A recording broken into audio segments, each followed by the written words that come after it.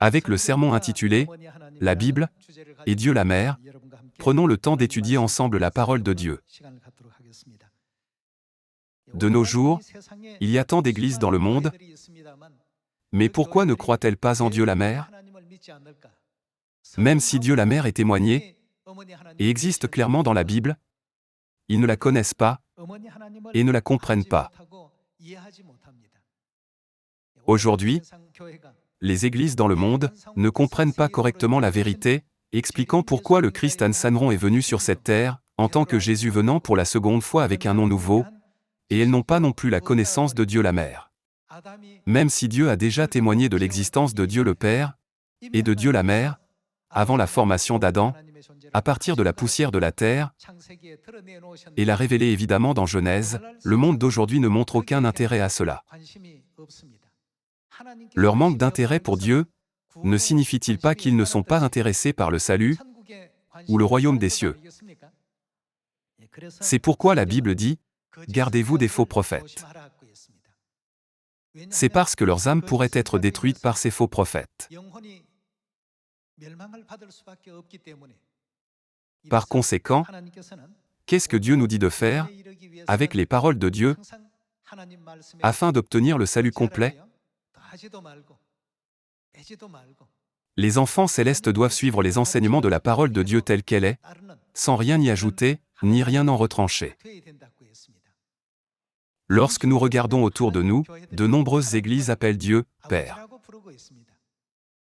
Elles prient toujours Dieu en disant « Père, s'il te plaît, bénis-nous » ou « Père, s'il te plaît, pardonne nos péchés ». Le titre Père implique sans aucun doute qu'il existe un lien de sang. Néanmoins, les églises d'aujourd'hui ne célèbrent pas la Pâque, la vérité de la vie, par laquelle Dieu s'est lié à l'humanité par une relation de sang. Que signifie ne pas célébrer la Pâque concernant notre relation par le sang avec Dieu? Cela veut dire que la relation est rompue. Dans Nombre chapitre 9, Dieu a dit « Si celui qui est pur s'abstient de célébrer la Pâque au temps fixé, celui-là sera retranché de son peuple. » Cela signifie qu'ils n'ont plus aucun lien avec Dieu. Plus encore, s'ils n'ont pas de relation avec Dieu la Mère, malgré son existence, le salut peut-il vraiment leur être accordé? N'est-il pas inévitable que seule la destruction éternelle, le châtiment éternel et le tourment éternel de l'enfer leur soient donnés? Par conséquent, nous devons avoir une foi complète pour témoigner fièrement de Mère Céleste, écrite dans la Bible, et la révéler à tous les gens du monde. Frères et sœurs, comment nous appelons-nous les uns les autres? Lorsque nous venons à l'église le jour du sabbat, ne nous appelons-nous pas « frères » et « sœurs » ? C'est vrai. Nous sommes frères et sœurs. Non seulement honorons-nous Dieu le Père, mais qui d'autre honorons-nous? Nous honorons également Dieu la Mère. N'est-ce pas pourquoi nous sommes la famille céleste éternelle? Aujourd'hui, confirmons par la Bible cette vérité que Dieu nous a révélée. Ouvrons Matthieu chapitre 13.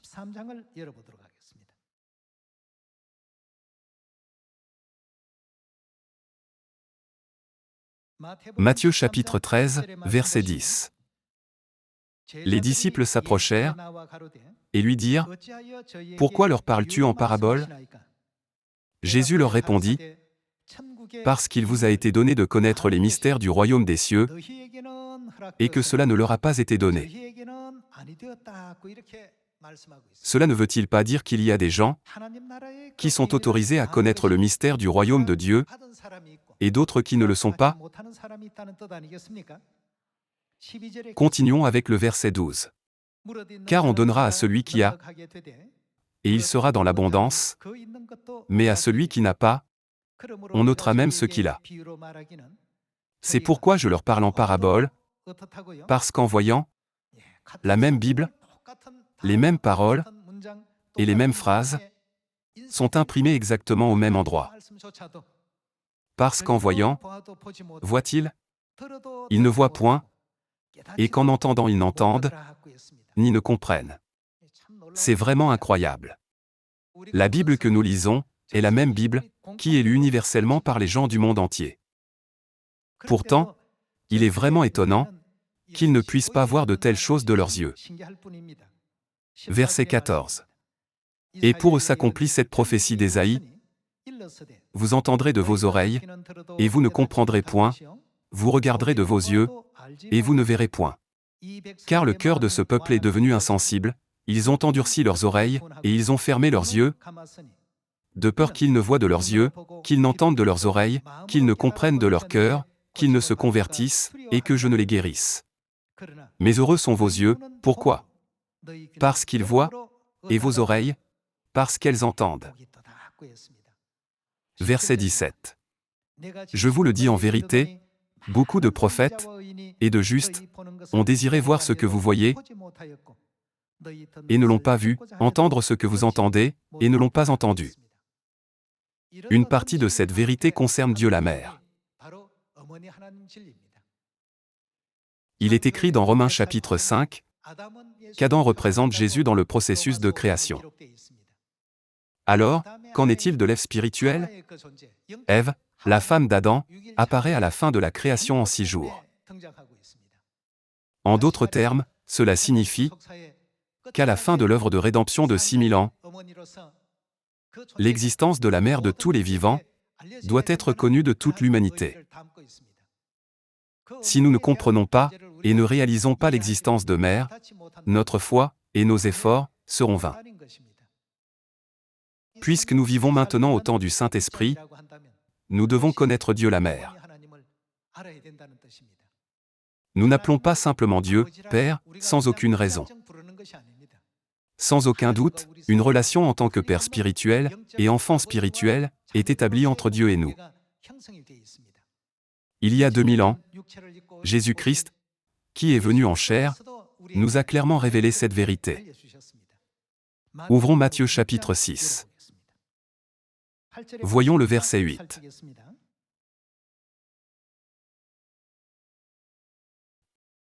Ne leur ressemblez pas, car votre Père sait de quoi vous avez besoin avant que vous le lui demandiez. Qui Jésus a-t-il dit que Dieu était? Il a dit que Dieu est notre Père. Jésus a dit, Dieu votre Père, c'est de quoi vous avez besoin avant que vous le lui demandiez. Voici donc comment vous devez prier. Qui est aux cieux? Notre Père qui est aux cieux. Après avoir été fait chair sur cette terre, et vêtus du voile du péché, nous vivons maintenant en ayant oublié tous nos souvenirs spirituels. Les gens vivaient dans un état où ils ne savaient pas que Dieu est leur Père. À cette époque, Jésus est venu sur cette terre il y a 2000 ans, et leur a enseigné, Dieu est vraiment votre Père, et qui a-t-il dit que nous devons appeler dans le ciel, lorsque nous prions? Jésus nous a fait connaître Dieu, à plusieurs reprises comme Père. Regardons Hébreux chapitre 12, verset 9.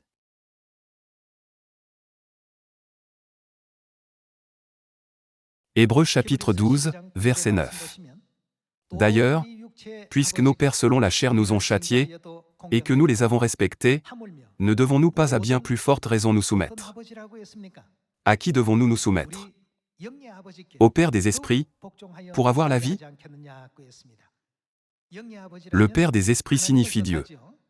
Nous pouvons comprendre c'est un enseignement, vivre droitement selon ses enseignements, avec un cœur encore plus obéissant envers Dieu.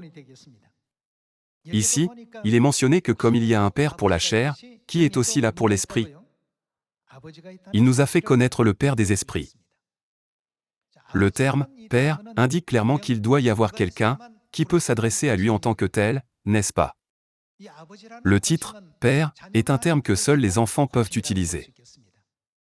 Passons à 2 Corinthiens chapitre 6.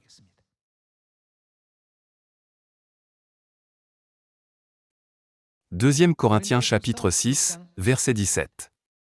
C'est pourquoi, sortez du milieu d'eux, et séparez-vous, dit le Seigneur, ne touchez pas à ce qui est impur, et je vous accueillerai. Je serai pour vous. Que sera Dieu pour nous? Un Père, Et vous serez pour moi des fils et des filles, dit. De qui sont ces enseignements et ces paroles? Le Seigneur Tout-Puissant. Dieu a clairement utilisé les titres familiaux de cette manière. Je serai pour vous un père, et vous serez pour moi des fils et des filles. Alors, qui manque ici, parmi les membres de la famille? Le fait qu'elle ne soit pas mentionnée ici ne signifie pas que la mère n'existe pas. Au contraire, Dieu a gracieusement fourni des enseignements sur mère ailleurs. Galates chapitre 4. Voyons Galates chapitre 4, verset 26.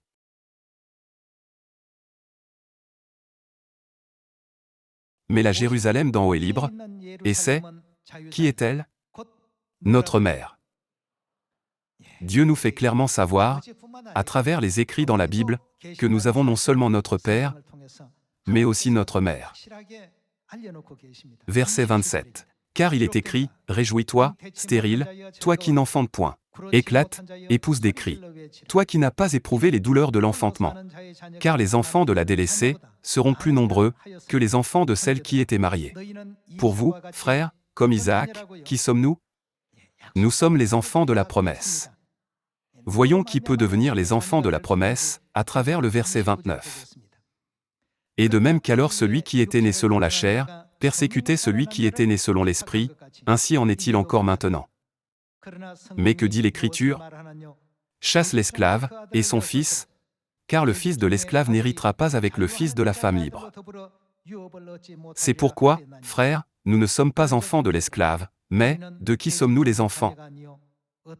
De la femme libre. Alors, qui est la femme libre? Cela est lié au verset 26. Mais la Jérusalem d'en haut est libre, c'est notre mère. Par conséquent, nous sommes enfants de la femme libre, c'est-à-dire enfants de mère. Comment un enfant devrait-il appeler naturellement la femme qui lui a donné naissance? Mère. C'est pourquoi Dieu nous a accordé les titres précieux de fils et de filles. La Bible témoigne que lorsque nous sommes baptisés et nés de nouveau spirituellement en Dieu, la chair et le sang de Dieu existent pleinement en nous. C'est écrit de cette manière, non seulement dans la Bible en coréen, mais aussi dans les autres langues. Mais la Jérusalem d'en haut est libre, c'est notre mère. C'est pourquoi, frères, nous ne sommes pas enfants de l'esclave, mais de la femme libre. Ici, la Bible ne parle pas de nos mères physiques en ce moment. Cela explique notre mère spirituelle, mère céleste, n'est-ce pas? De plus, non seulement ici, mais tout au long de la Bible, l'existence de Dieu la mère est constamment écrite sans faute. Ouvrons le livre de la Genèse chapitre 1.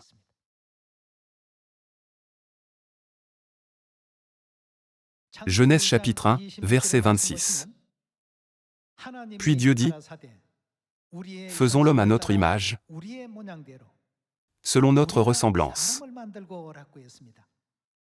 Même si les gens voient souvent ce verset, ils n'y prêtent pas attention. Cependant, il contient quelque chose de très important. Certains insistent, Dieu le Père a créé seul l'humanité, mais si nous regardons à nouveau le verset 26, il est écrit. Puis Dieu dit, « Faisons l'homme à notre image. » Il est écrit au pluriel. La Bible en anglais l'exprime également au pluriel comme « our ». Faisons l'homme à notre image, selon notre ressemblance. Dieu, qui a créé l'humanité, a utilisé la forme plurielle dans le texte original de la Bible et a dit « Faisons l'homme à notre image », indiquant que ce n'est pas Dieu le Père seul qui a créé l'humanité. C'est ainsi que cela est écrit dans des Bibles qui ont été traduites dans toutes les langues du monde entier. Il n'y a pas de Bible qui témoigne absolument. Un seul Dieu a créé l'humanité. Voyons à nouveau le verset 26. Puis Dieu dit, « Faisons l'homme à notre image, selon notre ressemblance. » et qu'il domine sur les poissons de la mer, sur les oiseaux du ciel, sur le bétail, sur toute la terre, et sur tous les reptiles qui rampent sur la terre. Dieu créa l'homme à son image, il le créa à l'image de Dieu, il créa. Qui a-t-il créé? L'homme et la femme. L'humanité a été créée à l'image de Dieu, l'une à l'image masculine et l'autre à l'image féminine. Alors, qui doit être Dieu aussi? À quelle image Dieu devrait-il exister? Il ne devrait pas y avoir seulement Dieu à l'image d'un homme, mais aussi Dieu à l'image d'une femme, n'est-ce pas?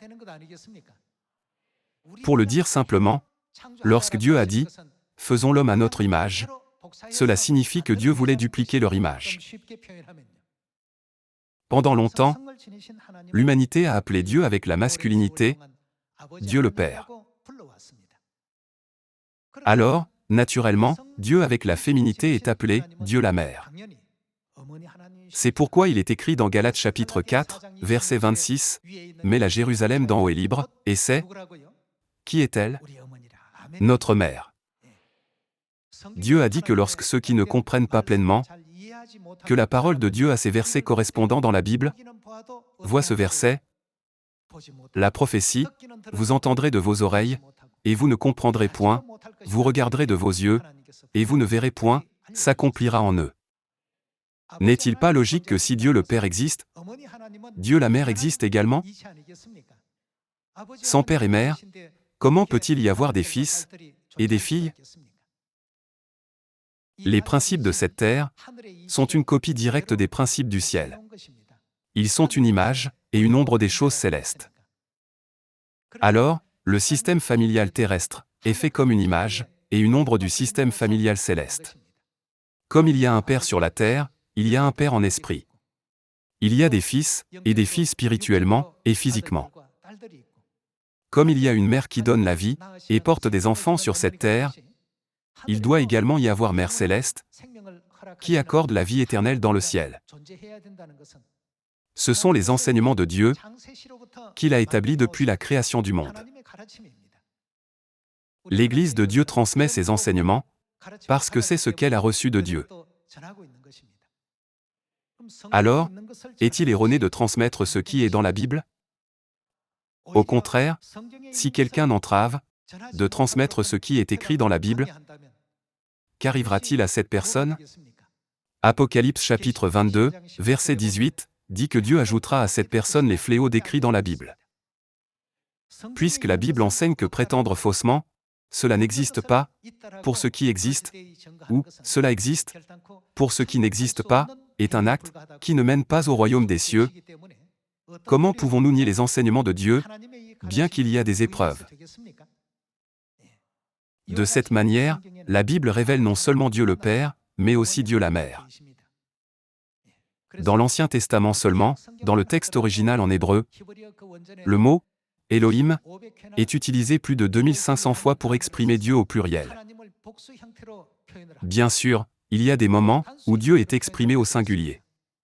Lorsque Dieu est exprimé au singulier, il est écrit « El » ou « Eloah ». Dans Genèse chapitre 1, verset 1, il est écrit « Au commencement, Dieu créa les cieux et la terre ». Dans cette scène, le mot « Dieu » est écrit « Elohim ». La forme plurielle est utilisée. Au commencement, les dieux créèrent les cieux et la terre. Lorsque Dieu le Père et Dieu la Mère ont créé l'humanité, ils ont dit « Faisons l'homme à notre image, selon notre ressemblance ». Puis, ils ont créé l'homme et la femme. Frères et sœurs, si vous photocopiez les images d'un homme et d'une femme à partir d'une peinture originale, la même image d'un homme et d'une femme n'apparaît-elle pas sur le papier imprimé? La copie est-elle différente de l'original? Nous, les êtres humains, pouvons être considérés comme des copies de Dieu. Spirituellement, il y a Dieu de l'image masculine et Dieu de l'image féminine.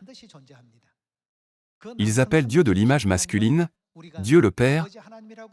Alors pourquoi ignore-t-il l'existence de Dieu la Mère, qui a l'image féminine?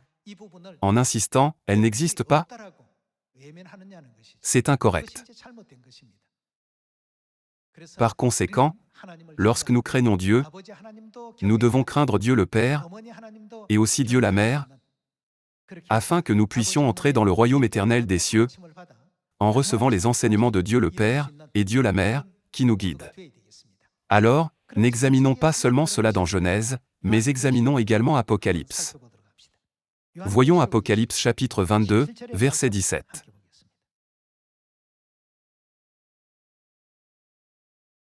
Apocalypse chapitre 22, verset 17. Et l'Esprit et l'Épouse disent, d'après la Trinité, n'avons-nous pas appris que le Père, le Fils et le Saint-Esprit sont le même Dieu? L'Esprit représente Dieu le Père, qui possède une image masculine. Alors, qui devient l'épouse de Père pour nous? Dieu le Père et Dieu la Mère disent, viens. Et que celui qui entend dise, viens. Et que celui qui a soif vienne, que celui qui veut prenne de l'eau de la vie, gratuitement. Il n'y a personne d'autre que Dieu, qui puisse donner l'eau de la vie. Cependant, que dit Dieu ici? Que celui qui a soif vienne à moi.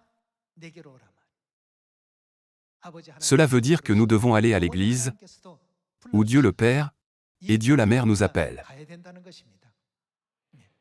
De nos jours, il y a autant d'églises que le sable sur le bord de la mer, mais elles ne reconnaissent que Dieu le Père, tout en niant l'existence de Dieu la Mère.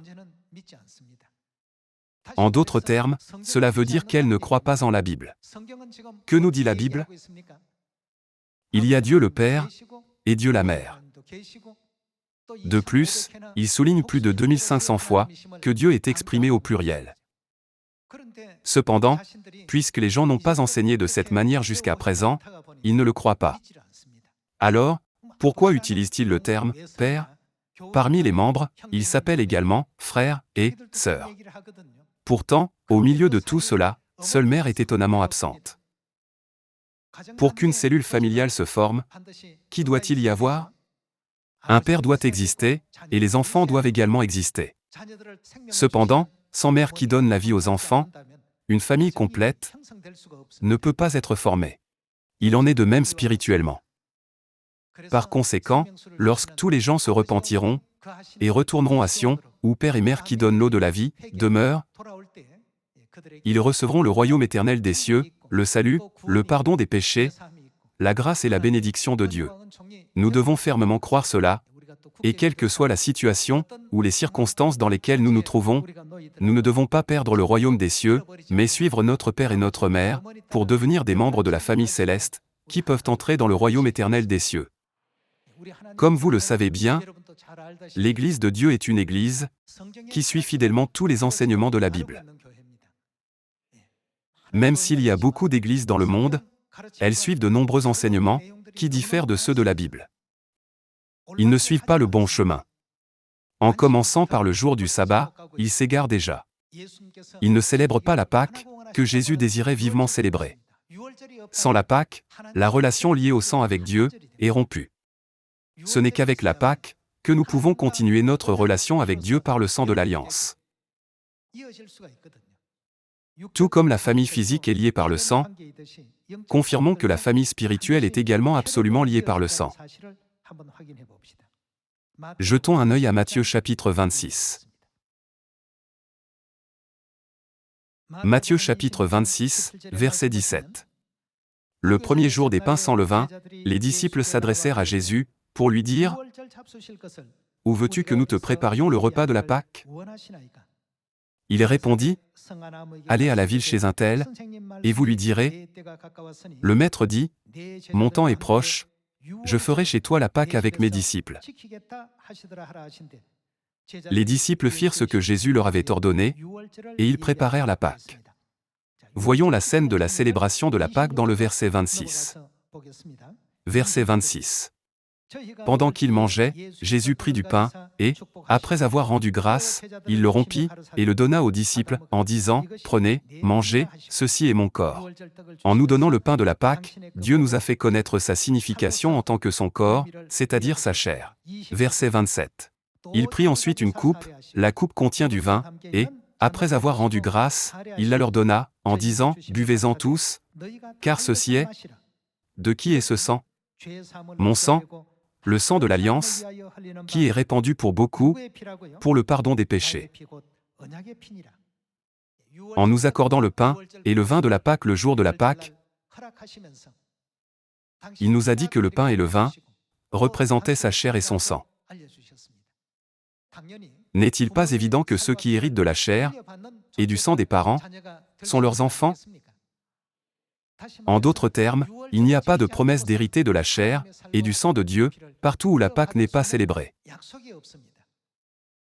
Cependant, dans une église où la vérité de la Pâque est célébrée, nous pouvons participer à la chair et au sang du Christ et garantir la position pour établir une relation avec Dieu en tant qu'enfant. À ce sujet, Dieu a qualifié la Pâque de la Nouvelle Alliance et a établi une promesse par elle. Alors, examinons le verset sur le sang de Christ dans 1 Corinthiens chapitre 10, verset 16.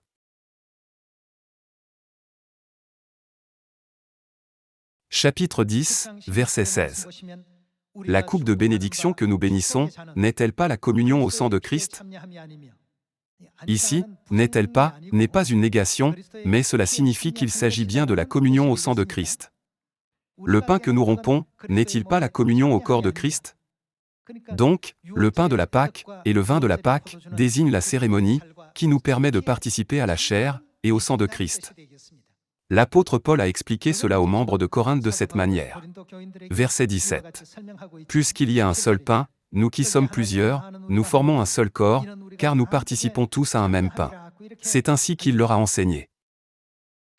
Alors, qu'en est-il de prétendre être spirituellement lié à Dieu par le sang, sans célébrer la Pâque? C'est un mensonge. Seuls ceux qui célèbrent la Pâque peuvent appeler Dieu Père et Mère. Même si ceux qui ne célèbrent pas la Pâque prient Dieu en appelant Dieu le Père 10 000 fois, leurs prières seront vaines. La Bible en témoigne. Alors, avez-vous célébré la Pâque? Célébrer la Pâque signifie que nous avons reçu le pouvoir de devenir les enfants de Dieu. Où vont ces gens? Ils vont à la maison céleste éternelle. Par conséquent, réfléchissons au fait que Dieu a accordé la promesse du pardon des péchés à ses enfants qui célèbrent la Pâque et les a appelés enfants célestes, mes enfants et mon peuple. Dieu Elohim nous a accordé la grâce du pardon des péchés à nous, les pécheurs, qui ont commis des péchés dans le ciel, et qui ont été expulsés sur cette terre, nous a reconnus comme leurs enfants célestes, et nous a permis le chemin glorieux, de retour à notre maison céleste éternelle. Nous devons rendre grâce, gloire et louange éternelle à Dieu le Père, et à Dieu la Mère, et nous vanter de Dieu à cœur joie. Pourquoi ne croyez-vous pas en Dieu la Mère, qui est témoigné dans la Bible? Les enfants célestes, ne devraient-ils pas fermement réveiller ceux qui marchent sur le mauvais chemin, en transmettant le message avec plus de confiance et d'audace? De cette manière, nous devons corriger ce qui est faux, résoudre les malentendus et révéler la vérité, n'est-ce pas? En espérant que nous devenons tous les ministres de la Nouvelle Alliance, et les fils et les filles de Dieu, qui peuvent correctement prêcher la lumière de la vérité de Dieu, j'aimerais conclure le sermon d'aujourd'hui. Merci beaucoup.